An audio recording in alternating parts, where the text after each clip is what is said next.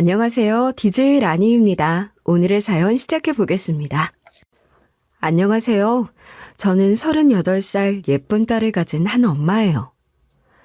아이와 함께 살면서 저는 더더욱 아이와 부모가 얼마나 중요한 존재인지를 깨닫는 중이에요. 아이 때문인지 몰라도 더더욱 다른 사람에게 당당하게 큰 소리 떵떵 치며 살고 싶었는데요. 현실은 내가 그럴 수 있는 환경이 쉽게 만들어지지 않는다는 걸 깨닫게 되었어요. 저는 특히 부모가 없었던 터라 더더욱 아무것도 모르고 위축되어 사는 날이 훨씬 많았는데요. 계시고 안 계시고가 얼마나 중요한지를 제가 직접 딸을 키우면서 많이 느꼈거든요. 그러다 저에게도 큰 소리 칠 수 있는 그런 날이 찾아왔는데요. 오래 살고 보니 이런 일도 있구나 싶어 신기했어요. 살면서 내 딸이 어디 가서 나랑 똑같이 살게 하지 말아야겠다 다짐을 했던 게 이런 보답으로 돌아올진 꿈에도 상상하지 못했었답니다. 전 사실 10살 때 보육원으로 오게 되었어요. 사실 이 나이면 어느 정도 다 기억이 나야 하는 게 맞거든요. 하지만 전 이상하게 그 전의 기억이 잘 나지 않았어요. 게다가 원래 이렇게 다 커서 보육원에 들어오게 되는 경우는 은근히 드문 편이었거든요. 하지만 저는 친척에게 버려지게 되었답니다. 저도 이상하다 싶은 게 그 나이면 초등학교 3학년이고 어지간한 건 다 기억이 나는 게 맞거든요. 근데 이상하게도 아무것도 기억이 나지 않았어요. 이름, 집, 주소, 부모님 이름, 여태 다녔던 학교까지도 모조리 도려낸 것처럼 기억이 안 났었거든요.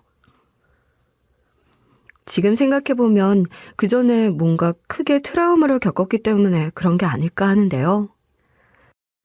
제가 이렇게 보육원 생활을 했다 보니 주변에선 저를 정말 측은하게 생각하더라고요. 하지만 원장님과 선생님도 항상 친절하게 대해주셨는데다 친구들하고도 친하게 지냈던 터라 저는 나쁘지 않았었거든요. 물론 부모님이 계셨다면 더 좋았었겠지만 보육원 생활이 마냥 나빴다고만 한다면 거짓말인 것 같아요. 하지만 문제는 20살부터 시작되었어요. 그때부터는 지옥이 시작되었다 해도 과언이 아니었죠. 이 세상 모든 불행을 저에게 가져다 준 것만 같았어요. 제가 사실 결혼을 2번 했는데요. 첫 번째 결혼은 진짜 어린 나이에 20대 초반에 했었어요. 어린 나이에 뭐가 똥인지 된장인지 모르다 보니 길거리에서 제 번을 따간 남자에게 첫눈에 반해버렸어요. 남자를 잘 못 만나보기도 했으며 또 어떤 사람을 조심해야 하는지 뭘 배웠어야 말이죠. 보육원은 원래 20살이 되면 독립을 해야 하는데 제가 자취를 하고 있는 중이었거든요. 그때 그 남자가 저희 집을 제 집 드나들듯 들락날락 했었는데 그러기를 무려 3년 가까이의 시간이 지났었어요. 언제까지 내내 게임만 할 거야? 돈은 안 벌어? 도대체 내가 언제까지 네 뒷바라지를 해줘야 해? 제발 잔소리 좀 하지 마. 네가 엄마야? 내가 엄마 보기 싫어서 집 나온 건데 너까지 도대체 왜 그러냐? 네가 잔소리를 하게 만들잖아. 맨날 배달 음식 시켜 먹고 게임은 게임대로 하고 집안일까지 안 하는데 내가 도대체 어디까지 이해를 해야 해? 아, 진짜 시끄러 죽겠네. 야, 필요 없어. 갈아서자. 네 잔소리 때문에 게임할 맛 떨어져서 못 살겠다. 같이 사는 내내 제가 뒷바라지를 해주어야 했었는데요. 손 하나 까딱 안 하고 일도 안 하는 통에 제가 돈도 벌어오며 집안일도 하며 살았었어요.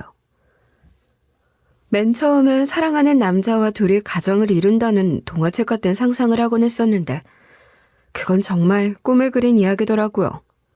현실은 생각보다 더 힘들었던 것 같아요. 그렇게 첫 번째 남자와의 동거가 끝나게 되었는데 그 전에 그렇게 열심히 돈 벌던 게 뭔가 후회가 되는 거예요. 닥치는 대로 하다 보니까 특별한 기술이 있는 것도 아니고 그냥 알바만 주구장창 했었거든요. 그러다 보니 새롭게 뭔가 일을 한다기보다는 그 다음에도 그냥 입에 풀칠할 정도만이라도 일해보자 했던 것 같아요. 그렇게 살던 집 근처 중국집에서 알바를 시작하게 되었는데요. 전 거기서 또다시 사랑에 빠지게 되었답니다. 거기서 같이 일하는 배달부였던 남자에게 푹 빠지게 되었죠. 그 남자도 저도 누가 먼저랄 것도 없이 서로밖에 모르게 되어 불같은 연애를 했었는데요. 그렇게 저는 이혼한 지 얼마 되지도 않았을 때 바로 두 번째 결혼을 하게 되었어요. 이땐 사실혼이 아니라 진짜 혼인신고를 한 결혼이었죠. 비록 작은 단칸방에서 시작했지만 신혼 1년을 알차게 즐기고 그해 바로 우리 딸을 낳게 되었답니다. 그때 제 나이가 27살이었어요. 제가 보육원에서 자랐기 때문에 부모님이 안 계시잖아요. 그렇다 보니 이를 축하해 줄 만한 사람은 시댁분이었거든요. 처음엔 첫손주라 하면서 되게 좋아하셨었는데 아이가 점점 커가면서 눈에 띄게 싫은 내색을 띠시는 거예요. 어떻게 된 게 재린이는 우리 김씨 얼굴이 하나도 없냐? 아버님, 애들 얼굴은 자라면서 항상 바뀐다는 거 아시잖아요. 아직 티가 안 나는 것뿐이에요. 사실 우리 딸은 제가 어렸을 때하고만 똑같이 생겼거든요. 진짜 제가 보육원에 처음 왔을 때 사진을 아직도 가지고 있는데 그때 사진을 누가 보면 누가 저고 누가 제 딸인지 모를 정도로 비슷하게 생겼어요. 이러니까 주변에선 신기하다 할 정도였죠. 근데 이렇게 남편은 하나도 닮지 않고 저만 닮으니까 시아버지가 이를 되게 이상하게 생각하시는 거예요. 볼 때마다 안 입고 하시면서 저에게 대놓고 핀잔을 주셨어요. 아무리 봐도 우리 집안 얼굴이 하나도 없구나. 얘 정말 우리 아들애 맞냐? 아버님, 무슨 그런 소리를 하세요. 제가 지금 바람이라도 폈다는 말씀이세요? 내가 오죽하면 이런 이야기를 하겠냐. 다른 사람들도 이상하게 생각해. 알아? 내가 주변 사람들한테 우리 손녀를 보여줄 수가 없어. 민망해서. 사실도 아닌 이야기에 아버님이 오히려 오해를 풀어드려야지 같이 저를 의심하시면 어떡해요. 다른 사람도 아니고 어떻게 아버님이 그러실 수가 있으신가요? 채린이도 아픈데 정말 속상하게 만드시네요. 난 모르겠고 아무리 생각해도 내 소녀는 아닌 것 같고 난 그냥 갈란다. 원래도 약간 말하는 게 거침이 없으셨던 분인데 결혼하기 전엔 그냥 호탕하신 분인가 보다 싶었었거든요. 이게 결혼하고 나니까 얼마나 큰 마음의 상처가 되었는지 몰라요. 남편도 처음엔 말도 안 된다 아버님한테 대꾸했었지만 아버님이 정말 귀에 탁지가 않도록 이야기하니까 자기도 설마 하는 얼굴로 바뀌더라고요. 말은 아니다, 나도 안다 하는데 전혀 이해하는 표정도 아니었죠. 딸을 낳은 이후론 점점 더 멀어지는 기분이었어요. 그전엔 시아버지도 잘해주셨는데다가 남편도 저를 얼마나 아껴주었는지 모르는데요. 이렇게 대면대면해지게 된 데는 사실 딸이 남편네랑 안 닮은 것도 컸었지만 딸이 태어나면서 이슈가 조금 있었기 때문이에요. 저희 딸은 지금도 정기검사를 받으러 가야 할 만큼 그 당시 상태가 안 좋았었거든요. 지금 좀 위험한 상태인 건 아시죠? 심장 잡음이 들리네요. 흔한 증상이긴 하지만 알아두셔야 할 것 같네요. 지금 상태가 많이 안 좋은가요? 제가 임신은 처음이라 잘 몰라서요. 심장 잡음은 생각보다 흔한 케이스예요. 중간에 큰 문제가 없으면 일단 기다려보시는 게 좋겠어요. 여러 가지 이유로 생기게 될 수 있는 게 심장 잡음이라는데 보통은 무해하다거든요. 하지만 심각한 심장질환 징조일 수도 있기 때문에 저도 출산 때까지 마음이 안 좋을 수밖에 없었거든요. 출산 전에 마지막으로 했던 초음파에서 결국 심장 기형이 있는 것 같다는 진단을 받게 되었고 저희 아기는 태어나자마자 인큐베이터로 향하게 될 수밖에 없었어요. 물론 엄청 심한 수준은 아니었기 때문에 수술을 통해 경과를 보아야 한다 했는데요. 문제는 생각했던 것보다 니큐에 있는 시간이 좀 길었다는 거예요. 그렇게 병원을 들락날락하며 뜬 눈으로 지새운 날이 얼마나 많았는지 모르는데요. 그때 제가 집이고 뭐고 제 회복도 내팽겨치고 아기가 입원한 병원에만 주구장창 있었거든요. 남편이랑 시부모님은 오셔서 좀 쉬어라, 집에 가야 하지 않겠냐 하셨었는데 그런 것도 하나도 안 들렸었어요. 아기 낳아보신 분들은 아실 거예요. 태어나자마자 아기가 아프면 내 몸이고 자시고 신경이 하나도 안 쓰이잖아요. 저도 내내 죄책감과 미안함에 몇 주를 내리울다가 드디어 안정화되었단 말에 집으로 퇴원할 수가 있었어요. 근데 그 과정에서 제가 자기들 말을 안 들었다고 그때부터 약간 마음에 안 들어하는 기세였거든요. 게다가 아기가 NICU에 있는 동안 돈이 하도 많이 들어서 저와 남편은 둘 다 큰 빚을 지게 될 수밖에 없었고요. 이때부터 돈 때문에 내내 싸우고 아기 때문에 전전긍긍 하다 보니 싸우는 날이 전보다 더 많아질 수밖에 없었답니다.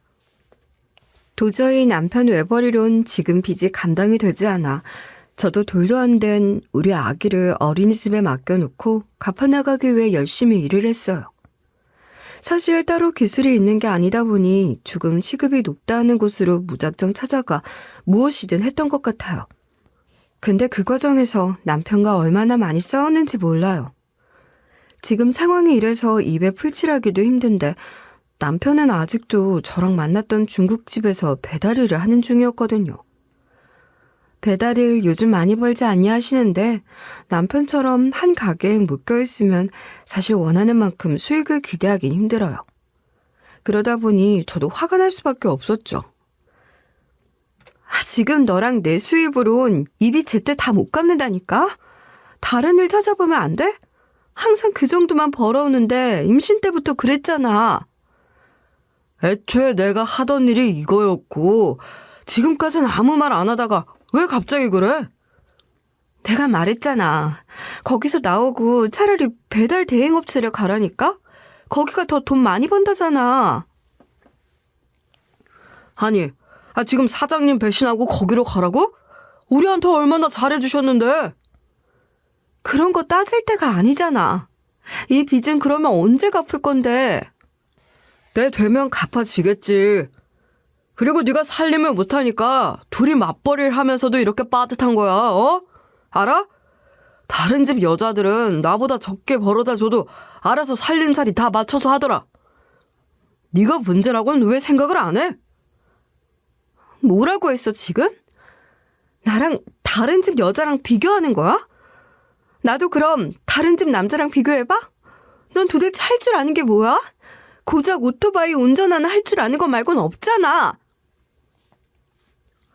모든 부부들이 가장 많이 싸우는 이유가 바로 돈이잖아요. 저도 남편도 서로에게 돈 때문에 날카로워지게 되며 할 말 못할 말 구분하지 못하고 쏟아내곤 했었어요. 되돌아서면 후회하기도 했었고 또 아이가 올 때마다 미안하기도 했었는데 쌓여가기만 하는 이자에 텅텅 빈 냉장고를 볼 때마다 남편에게 쏘아붙이게 되더라고요. 고작 중국집 사장님하고 의리를 지킨답시고 돈도 제대로 안 벌려 하는 게 이해가 가지 않았었어요. 아무래도 더 힘든 일을 하는 게 싫었기에 그러는 것 같았는데요. 이렇게 서로 사이가 점점 안 좋아지고 있을 때 여기에 기름을 부었던 건 바로 시부모님이었어요.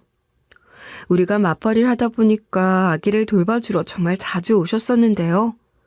그때마다 저에게 늘 한마디를 하셨죠. 하루는 남편에게 당숙부인 분이 오셨는데 다른 분도 마찬가지셨지만 그분이 특히 저희 사이를 크게 갈라놓았던 것 같아요. 아이고, 네가 우리 김씨 집안 첫 손주 김채린이냐? 어디 좀 보자. 어때? 하나도 안 닮았지? 우리 핏줄이 아닌 것 같아. 엥? 그러네. 네가 말한 대로 심각한 수준이네. 두 분이 그렇게 혀를 차시면서 저를 아래 위로 훑어보시는 거예요. 그때 얼마나 모멸감을 느꼈는지 몰라요. 그때 난생 처음 시부모님하고도 크게 싸웠던 것 같아요. 평소 같았으면 넘겼을 것 같은데 저도 그 당시 하루가 멀다 하고 남편과 싸웠던 것도 있었고 워낙 신경이 날카로운 상태였기 때문에 말이 곱게 나갈 수가 없었거든요. 그럼 제가 몸이라도 굴렸다는 말씀이신 거예요, 두 분 다? 내가 언제 그렇게 말했냐? 그리고 네가 그랬을지 어떻게 알아? 어떻게 며느리를 두고 그런 생각과 말씀을 꺼내실 수가 있으세요? 어린 손녀도 있으신 분이 이러시는 건 정말 아니죠. 야, 다른 남자랑 뒹굴었을지 모를 여자를 두고 내가 며느리 취급을 해줘야 하냐? 그리고 그런 사이에도 네 딸을 우리 가문 호적에 넣어줬음 감사합니다 해야지. 우리 아들은 너처럼 아무것도 없는 천혜고아가 아니야. 주제 파악을 해. 지금 저한테 야라고 하셨어요? 그리고 어떻게 그런 추잡한 말씀을 하실 수 있으세요? 은혜도 모르는 게 아무것도 모르는 거 받아줬더니 이렇게 큰 소리나 치고. 둘이 언성이 높아지니까 아기가 울기 시작해서 결국 당숙부님과 남편이 뜯어 말리고서야 사태는 마무리될 수가 있었어요. 아기 앞에서 저를 그렇게 만든 것도 이해가 가지 않았고 또 아기 생김새만 가지고 이렇게 저를 막대하기 시작하신 것도 싫었거든요. 너무 속상해서 두 분이 나간 후에 엉엉 울고 있었는데요. 남편이라는 게 들어와서 저에게 한다는 말이 더 가관이었어요. 아빠 화 많이 나셨어. 얼른 가서 사과해. 지금 나더러 사과를 하라는 거야? 네 와이프가 무슨 막 걸리는 여자처럼 취급을 당했는데 그건 괜찮고? 우리 딸이 우리 집안을 하나도 안 닮았으니까 그런 오해 충분히 하실 수 있잖아. 네가 너무 예민한 거 아니야? 그리고 그렇다 해도 어딜 시아버지한테 소리를 질러? 그런 막대 먹은 짓을 누가 해? 내 편을 들어줘도 모자랄 판국에 너도 그렇게 나오겠다 이거지? 그럼 친자 검사라도 해. 하자고. 애 데리고 뭘 그런 것까지 해. 너도 적당해. 내 딸 맞다며. 네가 자꾸 앞뒤 안 맞는 말만 해대니까 이러는 거 아니야. 왜 친자 검사는 또 안 하는데? 쓸데없는 소리 좀 하지 마. 그런 거 안 해. 이 사건 이후로 남편은 더더욱 자기 멋대로 하기 시작했어요. 아이가 심장 수술을 받았으니 성장이 다 끝나기 전까진 꾸준히 정기검사를 받아주는 게 좋다 하는데요. 이게 그럴 때마다 검사 비용이 좀 나가는 편이거든요.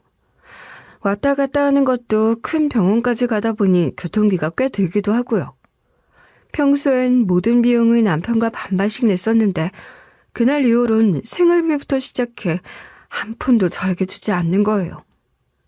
돈 달라 이야기를 해도 없다는 말만 했었고요. 하루는 내일 당장 병원에 가야 하는데 제가 제 월급은 생활비에 털어 쓰느라 한 푼도 남아있지 않았었는데 그래서 돈을 좀 달라 했었거든요. 근데 엄청 화를 내는 거 있죠? 또 돈을 어떻게 쓰고 다니길래 한 푼도 없다는 거야? 넌 어떻게 된 게 살림을 그거밖에 못하냐? 네가 돈을 줘야 살림을 하든가 하지. 다 내 돈이었잖아. 빨리 병원비나 줘. 다른 거 달라고 안 하잖아. 애기 병원에 가야지. 내가 여태 준 돈으로는 한 푼도 못 모으고 산 거야? 내가 너처럼 생활력 없는 여자랑 왜 결혼을 했을까? 진짜 안심하다. 그럼 이대로 아기를 냅두라고? 이거 갖고 꺼지던가 그럼. 남편은 소리를 지르면서 지갑 안에 있던 현금을 바닥에 던졌어요. 너무 수치스럽더라고요. 저를 어떻게 대하고 있는 건지 뻔히 눈에 보이기 시작했어요.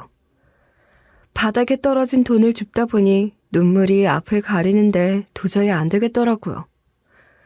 결국 아이를 데리고 작은 원룸을 하나 구해 거기로 들어가게 되었어요. 물론 전보다 상황은 열악했지만 남편이 없으니까 제가 웃더라고요. 아이도 웃기 시작하는데 그때 깨닫게 되었어요. 우리가 행복하려면 이혼하는 게 먼저다.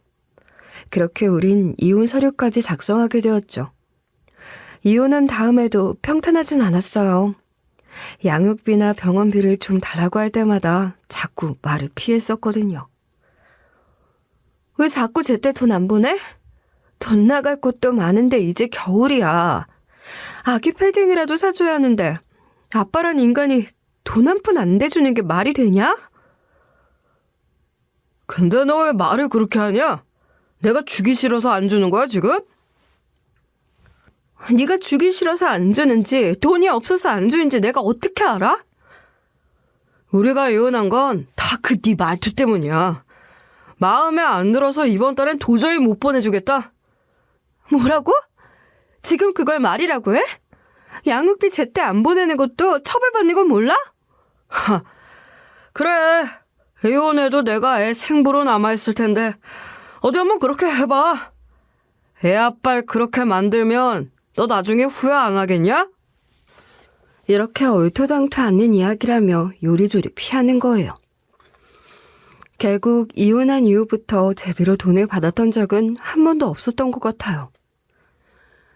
근데 그러면서도 연애질은 또 하고 다니는 거 있죠. 진짜 기가 막혀가지고 길 가다가 장바구니도 떨어뜨렸다는 거 아니겠어요.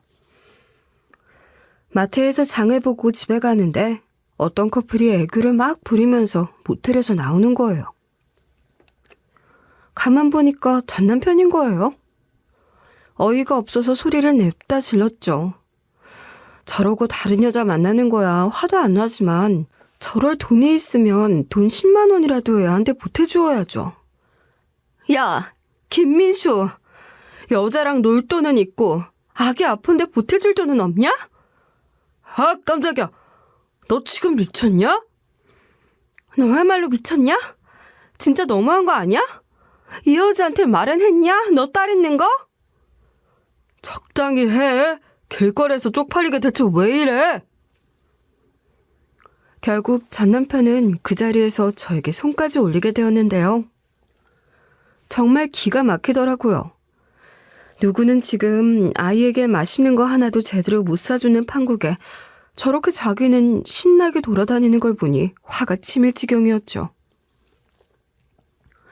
나중엔 시댁에서도 전화가 오더라고요. 자기 아들 앞길 막지 말라 하시면서 욕을 하시는 거예요. 그렇게 내 평생 이 인간들 안 보고 살리라 싶어 아예 다른 지역으로 이사를 가게 되었어요. 그렇게 1년 가까이 지났어요. 그때까지도 제 전화는 내내 씹고 양육비와 병원비는 한 푼도 주지 않는 전 남편애가 화가 나 저를 그리 미워하던 시아버지에게 전화를 걸었어요. 양심이 있으면 빨리 당신 아들한테 아이 양육비랑 병원비 주라고 뭐라 이야기했더니 갑자기 전 남편이 배달 일을 하다 죽었다는 거예요. 안 그래도 심란한데 전화 끊으라며 뚝 끊겼죠. 놀라기도 했었지만 어차피 이혼도 한 사이인데다가 앞으로는 정말 볼 일 없겠구나. 솔직히 못된 생각이지만 아기한테 그런 아빠는 오히려 필요 없겠다 생각하며 이제 양육비는 진짜 못 받겠네 하는 마음만 들었네요. 전 남편이 죽어도 제 시간은 빠르게 돌아가더라고요. 놀란 것도 잠시 일에 문제가 생겨 바로 거기로 신경이 쏠릴 수밖에 없었어요. 제가 원래도 파출부 일을 하는 중이었는데 파출부 일도 큰 업체에서 하게 되면 되게 체계적으로 하게 되거든요. 전 특히 전에 일하시던 분이랑 친하게 지냈었는데 그분이 저에게 오랜만에 전화를 하셨더라고요. 그만둔 지 꽤 되셨는데 그래도 저랑 종종 만나 커피 한잔 하시던 분이었거든요. 여보세요? 언니 잘 지내세요? 오랜만에 연락하셨네요. 잘 지내지 효진 씨? 아니 다른 건 아니고 지금 일은 잘 맞아? 잘하고 있어? 잘 맞고 아니고가 어딨어요. 그냥 하는 거죠. 저도 돈 벌어야 하니까요. 근데 갑자기 왜요? 아니 나 가정부로 일하고 있는 곳이 일은 원래 하던 거랑 비슷한데 급여가 센 편이거든? 근데 지금 한 자리가 딱 났는데 여긴 또 아무나 안 뽑고 추천으로 데려오는 곳이거든. 일 잘하는 사람만 찾다 보니까 나한테도 괜찮은 사람 없냐 물어보는데 효진 씨 생각이 딱 나더라고. 애 키우는데 돈 많이 드니까 여기로 옮겨보는 건 어떨까 하네? 저야 너무 감사하죠. 저 할 수 있어요. 거기서 할게요. 그렇게 좋은 기회를 얻게 되어 부잣집 가정부로 일을 하게 되었어요. 원래 하던 일과 비슷하다 하지만 가정집 가정부는 또 다르거든요.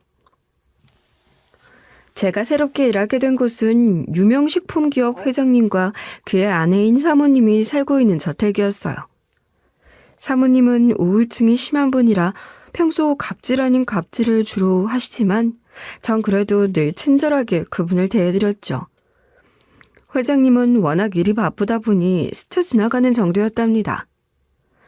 여기 또 다른 사용인분에게 회장님과 사모의 이야기를 듣게 될 수가 있었는데 알고 보니 이 집 사모도 본처는 아니라고 하는데요. 또 하나 알아둬야 하는 건 회장님 집무실 공간은 아무나 들어갈 수가 없다는 거예요. 지정된 사람만 가서 청소할 수가 있다 하는데 저는 이제 막 들어온 신참이었기 때문에 한 번도 들어간 적이 없었답니다. 이렇게 새 일을 시작하게 되며 정신없이 하루하루가 지나갔었는데요. 슬슬 추워지는 통에 안 그래도 걱정이 되긴 했었는데 아니나 다를까 저랑 딸이 살고 있는 집에 보일러가 터져버렸어요. 월세로 살던 집이었는데 집주인한테 이야기하니까 자기가 그런 거 고치는 사람이라면서 근데 지금 못 가보니까 당분간만 기다리라고 하더군요. 정말 추워지기 전에 고쳐준다 대충 그런 말만 해대면서요. 일단 기다려보려 했었는데 날이 갈수록 추워지는 통에 견딜 수가 없는 거 있죠? 성인인 저도 추웠는데 아이는 오죽하겠냐고요. 도저히 안 되겠다 싶어 당분간 찜질방에서 지내기로 했어요. 따뜻하니 지낼만 했었는데 문제는 제가 없을 때였어요. 아무래도 어린 여자아이가 찜질방에 혼자 돌아다니다 보니까 별일이 다 생기곤 했었는데요. 최근 우리 딸이 계속 집에 가자 하는 거예요. 엄마, 나 여기 있기 싫어. 집에 가고 싶어. 안 돼. 지금 당장 집은 너무 춥잖아. 그냥 여기에서 있어. 나 여기 있으면 못된 오빠들이 괴롭힌단 말이야. 제가 피곤하기도 하고 신경 쓸 일이 워낙 많아서 딸아이가 집에 가기 위해 거짓말이라도 하는 줄 알았었는데요. 알고 보니 정말 간간히 오는 고등학생들에게 삥을 뜯겼었던 거예요. 얼마나 그게 싫었으면 보일러도 안 되는 추운 집에 내내 혼자 있다가 제가 올 때쯤 되면 찜질방에 가서 계속 거기 있었던 척을 했었어요. 그런 모습을 보니까 이게 맞나 싶더라고요. 당장 새 집으로 가려 해도 지금 집이 사실 보일러 빼면 가격이나 입지 면에서 꽤 괜찮은 곳이었거든요.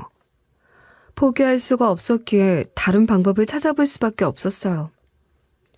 당장 내 딸이 너무 안쓰럽다 보니 지금 일하는 사용인 실장님에게 저와 우리 딸 사정 이야기를 하며 다른 사용인들이 쓰는 휴게 공간에 잠깐 있게 하면 안 되겠냐 이야기했더니 무슨 자기가 이 집 사모님이라도 된 마냥 저한테 엄청 갑질하는 거예요. 실장님, 아시다시피 저희 집이 지금 상황이 안 좋아서요. 보일러가 안 돼서 찜질방에서 지내는 중인데 거기서도 고등학생들이 혼자 있는 딸을 괴롭히는 바람에 저 일하는 동안에만 휴게 공간에서 좀 있게 해주시면 안 될까요? 폐가 안 되게 꼭 조용히 있으라고 이야기할게요. 부탁 좀 드려요. 효진 씨, 공과 사는 구분해야지. 이제 곧 40이면 나이도 먹을 만큼 먹었는데 그런 거 하나 구분을 못해? 보일러가 고장났으면 고치면 되는 걸. 저희도 그러고 싶은데 집주인은 마냥 기다리라고만 해서요. 고치는 대로 딸은 바로 집에 보낼게요. 당분간만 부탁드려요. 당분간이고 자시고 안 되지. 일터에 누가 아이를 데려와. 그렇게 일할 수 있었으면 모든 이가 그렇게 했어. 무식하면 용감하다고 하더니 어디를 일하는 곳에 애새끼 데려와. 허튼 생각 말고 지금 일이나 똑바로 해. 저도 이런 부탁드리는 게 잘못된 거란 건 알고 있었거든요. 하지만 어쩔 수 없으니 한번 이야기라도 꺼내본 건데 그렇게까지 저에게 뭐라 할 줄은 몰랐죠. 결국 그 추운 골방에 우리 딸은 패딩에 이불까지 덮고 저를 기다리곤 했었어요. 그런 모습을 퇴근하며 볼 때마다 얼마나 안쓰럽던지요. 그러다 사용인 실장님이 장기휴가를 내는데요. 그때 주변 사용인들에게 동의를 얻어 딸을 불러 휴게 공간에서 밥도 먹이고 쉴 수 있게끔 해주었어요. 다른 것보다 아이가 좋아하기 때문에 더 기분이 좋았었는데요. 따뜻한 히터까지 나오는 휴게 공간 덕분에 긴 시간 동안 잘 쉴 수가 있었는데요. 이제 사용인 실장님 휴가가 끝날 무렵이나 바로 전날에 딸에게 이제는 다시 집으로 가 있어야 한다 이야기를 했거든요. 그랬더니 알았다한 딸이 다음날 또 바로 일하는 곳으로 찾아온 거였죠. 어제 신신당부를 해놨어야 하는데 그 사용인 실장이 큰소리치기 전에 딸을 내보내기 위해 손맨매를 하는 중이었는데 딸은 그냥 온 게 아니라 할 말이 있다 해서 온 거였는데요. 나는 아빠 봤다고 말해주려고 엄마한테 온 거란 말이야. 무슨 소리야 그게? 아빠를 봤다니. 전 남편은 죽었는데 어떻게 아이가 아빠를 볼 수가 있겠어요? 알고 보니 하교하는 길에 생각보다 자주 본다는 거예요. 아빠가 방과후 시간에 하교하는 날엔 항상 그 앞을 모르는 아줌마랑 지나간다면서 말이에요. 아니야. 아빠가 맨날 거기에 모르는 아줌마랑 같이 손잡고 지나가. 아빠가 너한테 뭐라고 안 해? 너 못 알아봐? 아빠가 올 때마다 내가 문방구 안에 숨어. 그러면 아빠가 모르고 그냥 지나간다? 그러면 문방구 안에서 아빠 사진 좀 찍어다 줄 수 있을까? 엄마도 아빠 궁금해서 그래. 응, 알겠어, 엄마. 사실 딸에게는 아빠가 죽었다느니 그런 말은 하지 않았거든요. 그냥 아빠는 이제 안 온다 이야기하면서 엉엉 울었었는데 그 어린 나이에도 대충 짐작을 했던 거겠죠. 더 이상 아빠랑은 가까이 지낼 수가 없다는 사실을 말이에요. 그리고 다음날 정말 딸이 유리문을 통해 찍은 바깥에는 죽은 줄로만 알았던 전 남편이 지나가고 있었어요. 그때 모텔에 같이 나오던 그 여자와 같이 거의 포옹을 하며 지나가는 중이었죠. 욕이 목 끝까지 나왔어요. 내가 어떻게 사는지도 모르고 지는 새 여자나 끼고 히히덕거리면서 산다는 게 어이가 없을 지경이었죠. 제가 이 새끼랑 이 새끼 부모까지 싹 다 잡아다가 족쳐야겠다 생각을 했었는데요. 어떻게 자기 아이 양육비랑 병원비를 안 주려고 죽었다고 거짓말을 하는 거예요? 제가 멍청하게도 그냥 그때 남편이 죽었다 하는 걸 말만 듣고 그냥 믿었던 거예요. 순수하게 짝이 없다, 멍청하게. 이런 생각이 또 절로 드는 거 있죠. 장례식은 치렀냐, 어디에 묻었냐 물어라도 봤어야 하는 건데 말이에요. 너무 화가 나서 바르르 떨리는데 같은 사용인 언니가 말을 걸더군요. 아, 날이 추워. 이러지 말고 일단 딸은 밥이라도 먹여서 집으로 보내. 실장님 외출하셨어. 고마워요, 언니. 제 도시락만 먹이고 제가 바로 보낼게요. 이렇게 휴게 공간에서 딸 핸드폰을 몇 번이고 보며 이걸 어떻게 족쳐야 하나 생각하는 중이었는데 사모님이 지하 공간에 무언가 찾으러 오셨다가 저희 모녀를 보시고 만 거예요. 근데 제 딸 얼굴을 유심히 보시더니 갑자기 기함을 하며 2층 집무실에 있는 회장님을 부르러 뛰어가시는 거예요. 엎친 데 덮친 격으로 이게 무슨 일인가 싶었죠. 진짜 이제 잘리는 건가 생각이 들 정도였는데요. 전 솔직히 이제 망했다 싶었거든요. 애초에 사용인 실장님이 아이 데리고 오지 말라 했는데 데리고 온 것도 그렇고 안 그래도 사모님이 되게 예민한 편이었는데 진작 데려오지 말걸 하는 생각이 들기도 했었어요. 어떻게 해야 하나 손가락만 물고 있었는데 회장님이 뒤이어 내려오시는 게 아니겠어요? 진짜 이제는 큰일이 났다 싶어 두 눈을 꼭 감고 있었는데 회장님 입에서 나온 말에 저도 깜짝 놀랐어요. 아니, 우리 딸 미라 어렸을 때랑 아주 똑같잖아.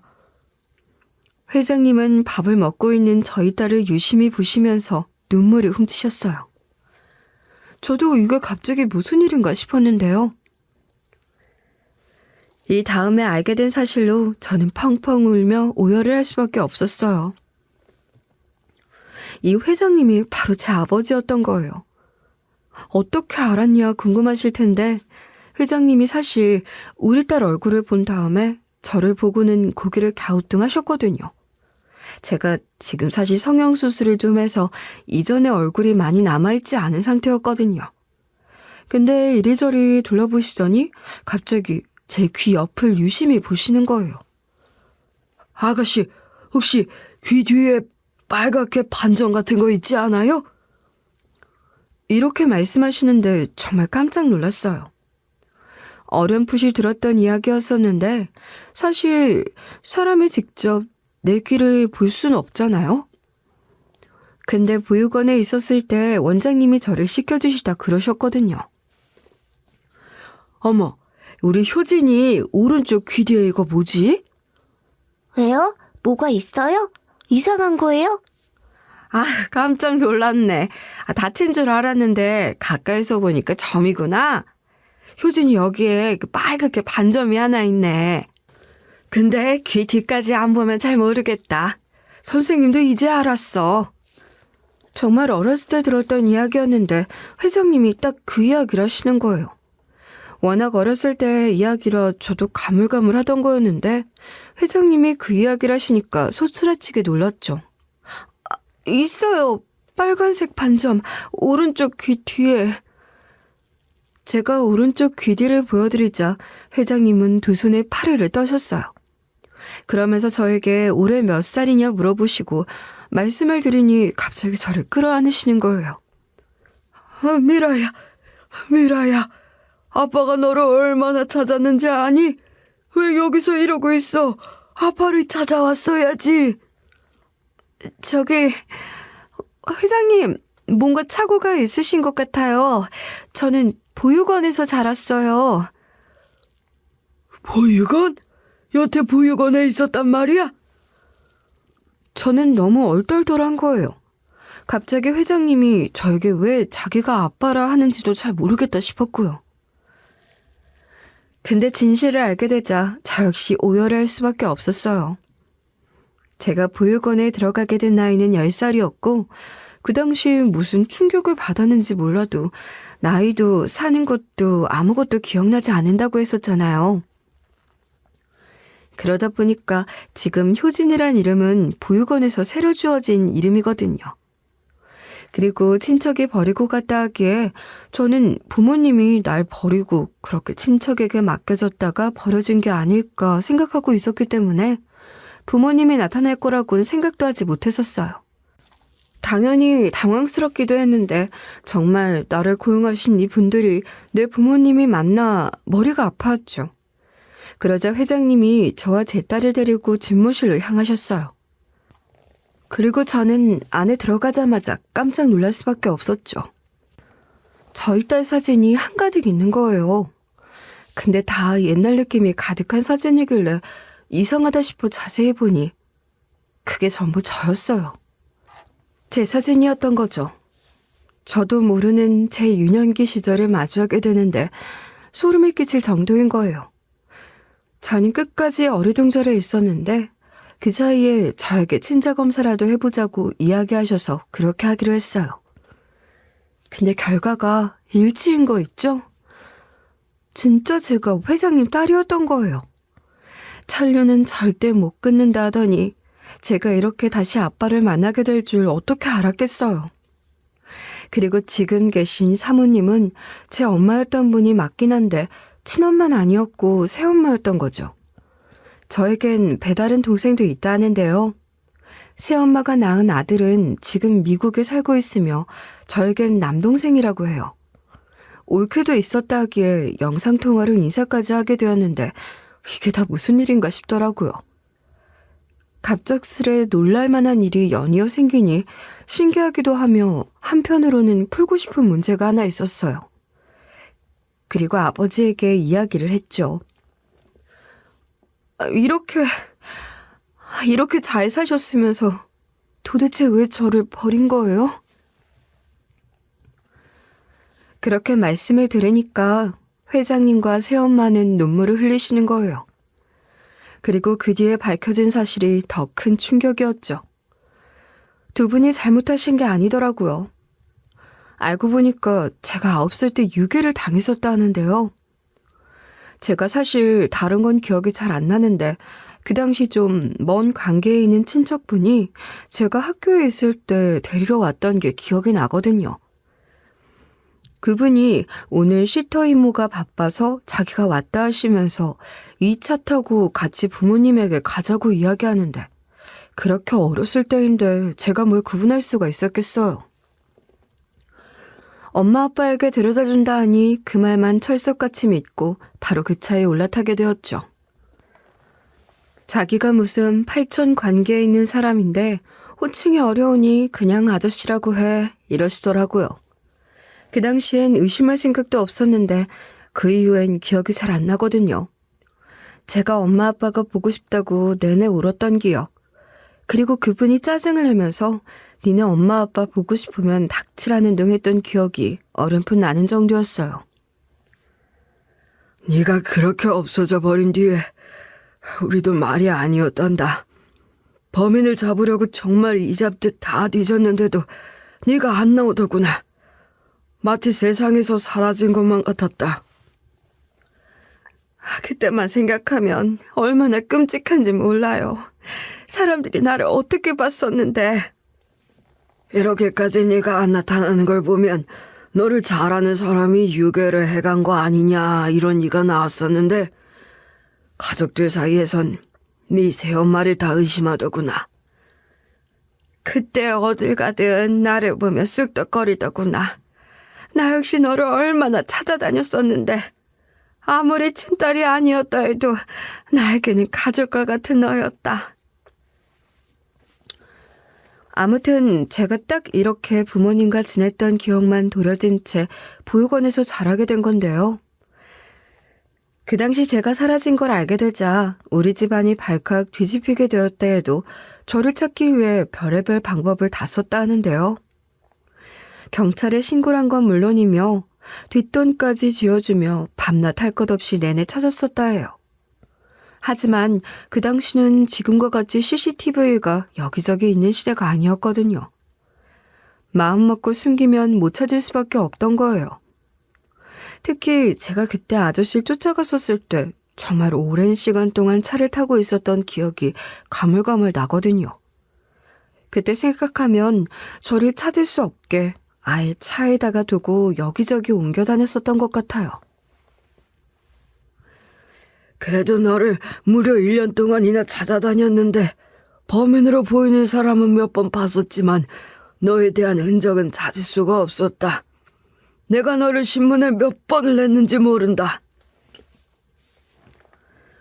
제가 보기에 그 사람이 처음엔 온순하게 굴다가 점차 난폭하게 굴었던 이유는 아무래도 자기가 예상한 대로 되지 않았기 때문이 아닐까 싶어요. 비싸 보이는 옷을 입고 있는 애를 유괴해 데려다가 돈이라도 요구해야지 했었는데 생각보다 너무 영향력이 큰 애를 건드리게 된 거죠. 경찰까지 다 출동을 하며 신문에까지 제가 나온 걸 보고 정말 크게 처벌을 받게 되면 어쩌나 걱정을 했던 모양이에요.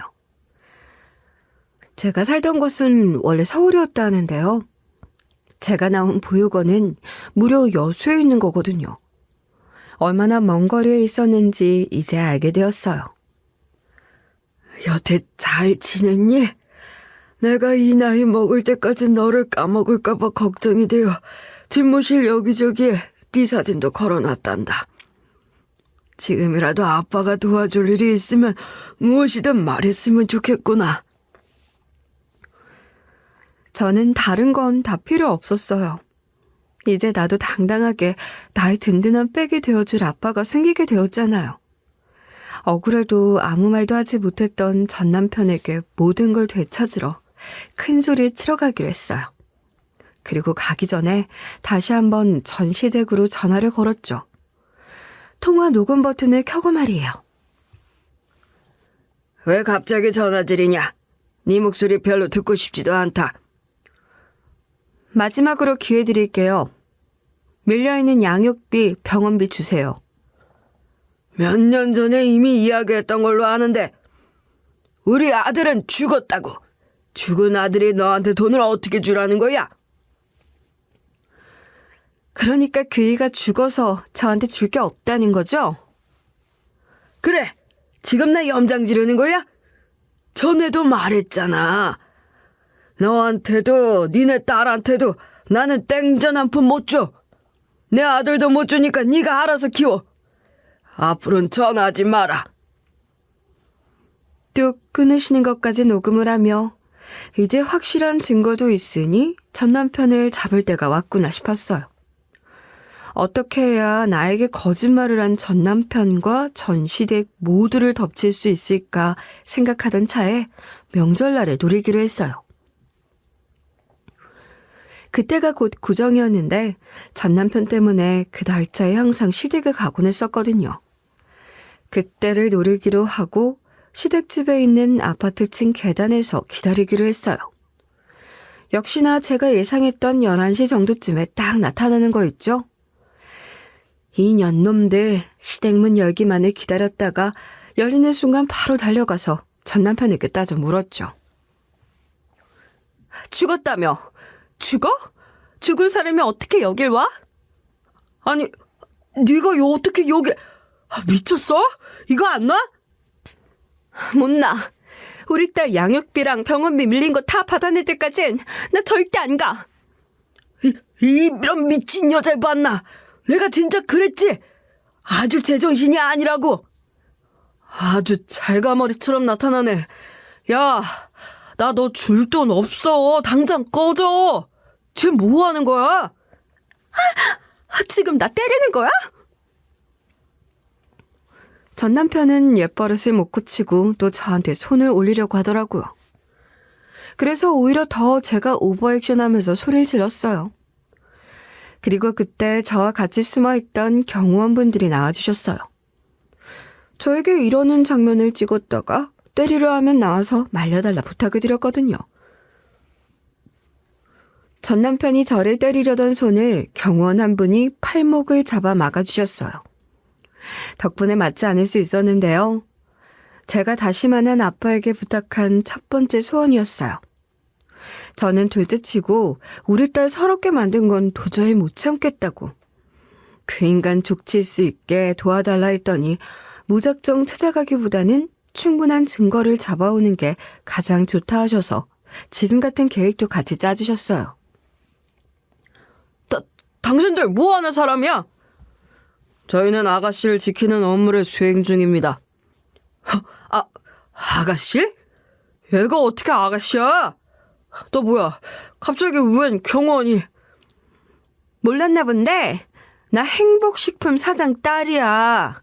네가 함부로 해도 되는 사람 아니라고. 나 분명 구하라고 하지 않았냐? 네가 그 식품 사장 딸이라니 말도 안 되는 소리를. 제 출생에 바뀌면 이렇게 태도도 바뀌나 보죠? 당신들 나한테 사기치고 양육비 안 내려고 한 거 싹 다 고소할 테니까 알아서 해. 아까 나 사진 찍어주셨죠? 그만 가요. 솔직히 심장이 얼마나 콩닥콩닥 걸었는지 몰라요. 이런 대사를 제가 또 언제 해보겠냐고요. 그렇게 뒤돌아서 가려는데 전 남편이 붙잡는 거예요. 다 참 어이가 없었죠.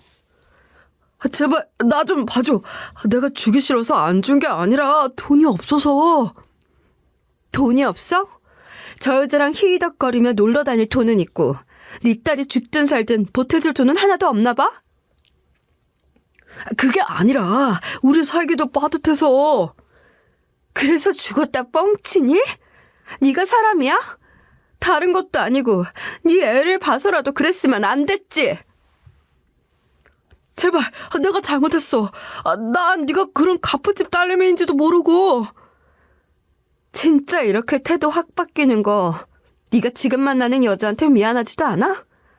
내가 저 여자였으면 너한테 지금 바로 정 떨어졌어. 됐고 그냥 법정에서 보자. 그렇게 뒤돌아가려는 저를 잡으려다 경호원분들에게 붙잡혔다는 거 아니겠어요? 얼마나 고소했는지요.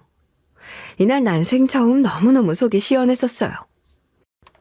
여태까지 나를 진심으로 보호해주는 사람이 없어 당당하게 굴어야 하는데도 입을 꾹 다무는 날이 더 많이 있었거든요. 근데 이렇게 저 파렴치한 놈에게 드디어 하고 싶은 말을 다 하고 망설일 거 없이 바로 현장을 잡는 것도 저를 공격하려 하는데도 무섭지 않을 수 있었던 게 너무 행복했었어요.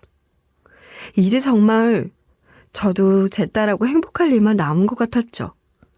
아참, 참고로 이 사실을 알게 된 이후에 저에게 사과를 했던 한 사람이 더 있었어요. 바로 저에게 그렇게 갑질을 하던 사용인 실장님이었죠. 저를 보자마자 고개를 푹 숙이시면서 정말 몰랐다 하시는 거예요. 제가 회장님 따님과 손녀분을 몰라보고 정말 죄송했습니다. 실장님, 저는 사과 안 받아도 돼요. 그거보다 저한테 미안한 만큼 다른 사용인분들에게 잘해주세요. 다 각자 사정이 있는 거고 일터인데도 불구하고 무언가 부탁을 한다는 건 그만큼 간절하단 거잖아요. 예, 그럼요. 제가 그 당시엔 왜 그랬는지 참. 아니에요. 앞으로도 자주 볼 텐데 더 이상 사과하지 마세요. 잘 지내요, 앞으로도. 그리고 저는 전 남편 놈에게 일시불로 양육비를 당장 다 받으려고 했었는데요. 아쉽게도 지금 정말 재산이나 경제적인 상황이 좋지 않은 편이더라고요. 결국 다 뺏어오는 건 불가능했지만 아득바득 다 받아내리라 분할로라도 받고 있는 중이에요. 하루라도 늦어지게 되는 날에는 법적 책임을 물게 하겠다고 아주 울음장을 놓았죠. 이전엔 저에게 개소리도 크게 하던 놈인데 정말 찍소리도 못하는 거 있죠? 이번이 마지막이야. 알겠니? 또 양육비 가지고 장난치면 그땐 정말 소송으로 넘어갈 줄 알아? 알겠어. 근데 우리 딸은 잘 지내지? 나 안 보고 싶대? 넌 잘 지냈는지 내가 그때 못 물어봐서. 어떻게 제가 행복식품 사장 딸이라는 걸 아니까 이렇게 태도가 바뀌는지 어이가 없는 거예요. 염치도 없지 추근덕 되려하는 게 어이가 없어서 선을 확실하게 그어줬어요. 지금 있는 여자한테나 잘해. 다시 우리한테 기웃거리지 말고. 이것도 다 녹음하는 중이니까 한 번만 더 찝쩍거리면 이걸 이유로 신고해버릴 줄 알아? 알겠어? 자기 아빠가 저에게 그랬던 것처럼 저도 그냥 냅다 소리 지르고 전화 끊어버렸어요. 이렇게 하니까 얼마나 속이 시원하던지 모르는데요. 이렇게 저는 성격도 많이 바뀌게 되었어요. 내가 하고 싶은 말을 다 할 수 있게 되었는데요. 든든한 버팀목이 생기게 되니까 세상 무서울 게 하나 없더라고요. 부모님도 20년 넘게 못 줬던 사랑을 실컷 받아야 한다면서 저에게 온갖 지원과 애정을 아끼지 않고 쏟아부으시는 중이에요. 사실 최근 굉장히 웃긴 일이 있었거든요. 전 남편이 갑자기 양심도 없이 자기 좀 도와달라는 이야기를 하는 거 있죠? 근데 제가 못하러 도와주나요? 바로 꺼지고 양육비나 보내라고 했죠. 그랬더니 갑자기 전시모가 어떻게 알았는지 제가 좋아하는 반찬에 바리바리 싸들고 저희 집까지 온 거예요. 딸하고는 종종 전시모하고 연락하는 것 같더니 제가 어디 사는지 물어봤었나 봐요. 사실 전 시부에게 큰 반감이 있던 거지 전시모에겐 똑같이 무지개 굴기가 어렵더라고요. 그래서 어떻게 해야 하나 땀만 삐질삐질 흘리고 있었는데 그때 딱 새엄마가 나타나셨어요. 아이고 사돈, 제가 진작 연락을 드렸어야 하는데 이거 우리 며느라가가 좋아했던 반찬만 골라왔거든요. 제가 왜 댁의 사돈이죠? 지금 우리 딸은 싱글인데요. 아니 그래도 우리 손녀 할머니 되는 사람으로서 연락은 드렸어야. 참 이것 좀 드셔보세요. 새엄마는 인상을 확 찌푸리시더니 가정부를 불러 전시모 앞에서 그 반찬을 싹 다 버리게 했어요. 이렇게까지 한때를 하니까 전시모도 안 되겠다 싶었는데 고개만 팍 숙이고 아무 말도 하지 않은 채 나가더라고요. 그렇게 이제 정말 양육비 외에는 그 인간하고 엮일 일 하나 없이 지낼 수가 있게 되었답니다. 비록 저희 딸은 앞으로도 꾸준히 병원에 가야 하고 문제가 생기면 수술도 해야 하지만 이젠 적어도 돈 때문에 전전긍긍할 일은 없어지게 되었어요. 전 지금 아빠의 사업을 물려받기 위해 경영 공부를 시작하게 되었는데요. 나이 마음 먹고 뭐 하나 시작하려니 죽겠다 싶은데 그래도 이제는 미래가 보이는 제 모습에 그저 행복해지기만 하는 거 있죠? 이렇게 제 인생에 제 이막이 펼쳐질 줄은 꿈에도 몰랐어요. 큰 소리치고 살 수 있는 때가 나에게도 오는구나 싶어 너무 행복하게 지내는 중이네요. 제 긴 이야기 들어주시느라 감사했어요.